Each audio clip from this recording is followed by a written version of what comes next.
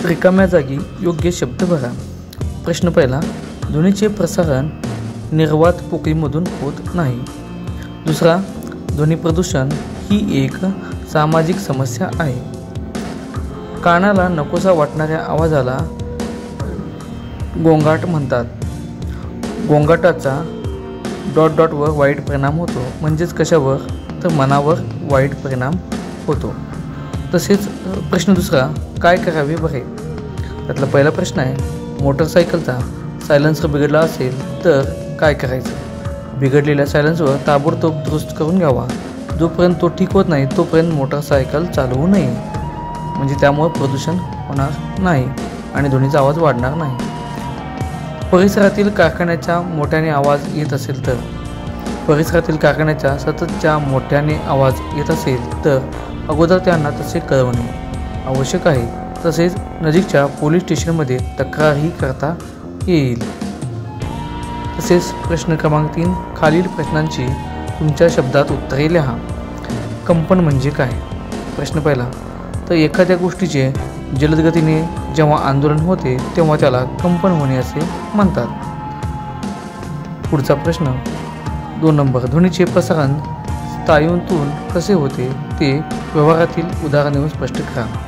ध्वनी लहरीचे प्रसारण स्नायू माध्यमातून सर्वात वेगाने होते। स्नायू माध्यमातून आवाज अधिक स्पष्ट ऐकू येतो।